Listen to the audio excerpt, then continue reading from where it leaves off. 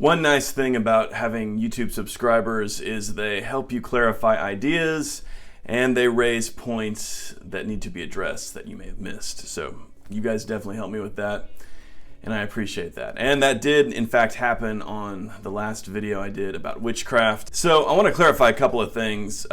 First of all, medieval churchmen certainly believed that the practice of witchcraft, if somebody was engaged in these activities, this was a sinful thing. This was a violation of the first commandment, which, requires that a person not put false gods ahead of God himself. In the Middle Ages, everybody believed in the devil and the power of demons. A churchman, no matter how high up he was, how educated, he was going to believe that the devil was real, that he could act in the world to lead men to sin. But what I was talking about in the video, and the example I gave, I was replying to a comment from somebody.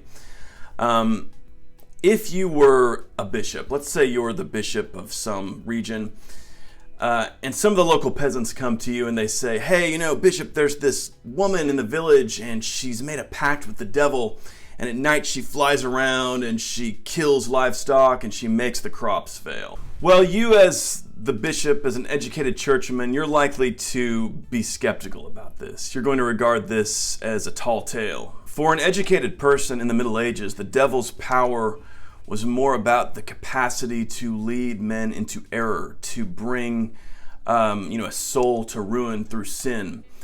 The devil was the great deceiver. But this idea that the devil could go out and maybe, launch a lightning bolt at your cow or something like that, this was not something that was going to be believed. This might be something that a simpler person, somebody from, a more common background might believe in something sensational like that.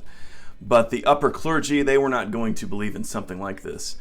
Augustine had this idea that it was an error of the pagans to believe in a divine power other than God. Somebody in the comments asked about the Inquisition. Did the Inquisition try witches? The answer to that is very rarely. As in most cases with the upper clergy, they were skeptical about this idea of witchcraft. The Inquisition in the 13th century did begin looking at the idea of witchcraft as a component of heresy.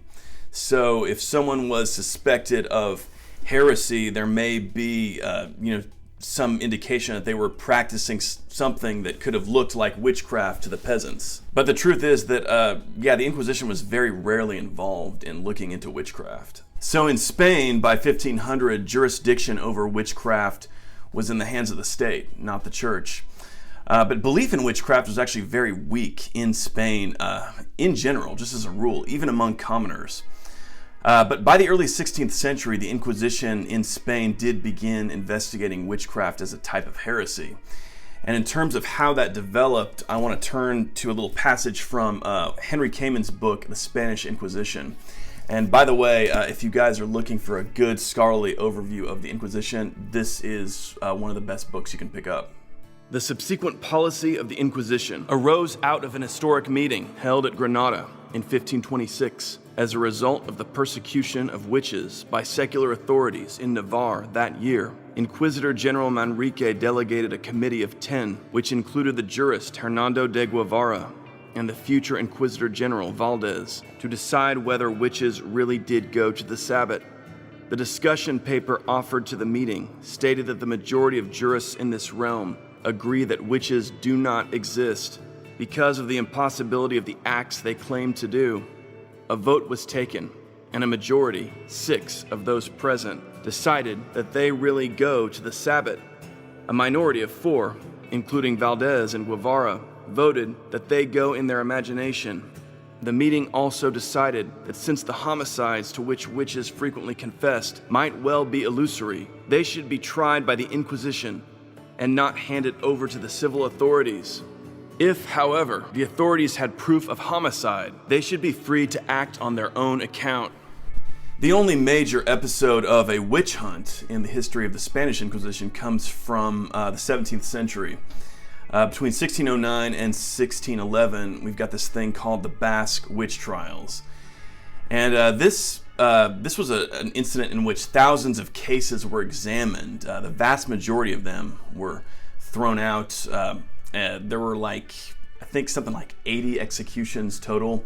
Pretty small number, less than 100. I've seen anywhere from, a couple dozen to 70 or 80, something like that. But the Basque witch trials did get a pretty stiff reaction from church authorities.